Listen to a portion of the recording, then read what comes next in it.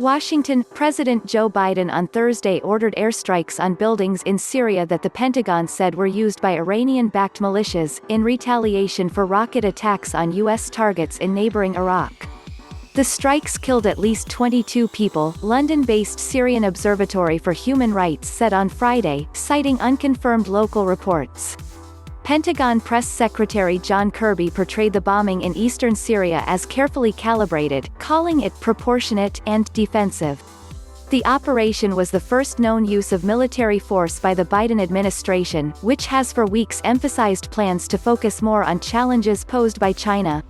The president's decision appeared aimed at sending a signal to Iran and its proxies in the region that Washington would not tolerate attacks on its personnel in Iraq, even at a sensitive diplomatic moment.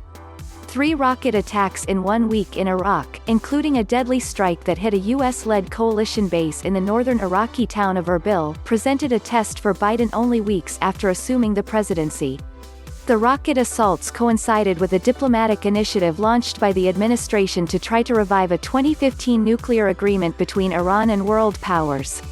The airstrikes were authorized in response to recent attacks against American and coalition personnel in Iraq, and to ongoing threats to those personnel, Kirby said in a statement. The operation destroyed multiple facilities located at a border control point used by a number of Iranian-backed militant groups, including Kataib Hezbollah and Kataib Sayyid al-Shuhada, he said. Syrian and Iranian officials did not immediately react to the strikes. Russia, one of Syrian President Bashar Assad's chief backers, said it was given just 4 or 5 minutes warning before the strikes. This kind of notification does nothing when the strike is literally already on its way, Foreign Minister Sergei Lavrov told reporters in Moscow. The U.S. was operating in Syria illegally, he said, and called for better communication with the Biden administration. The Syrian Observatory for Human Rights said most of the 22 people killed in the bombings were members of Iraqi militias. The monitoring group did not provide details about how it obtained that figure, but Rami Abdul Rahman, head of the rights organization, told NBC News it was based on speaking to sources inside Syria. He added that the death toll was expected to rise, due to the number of people seriously wounded.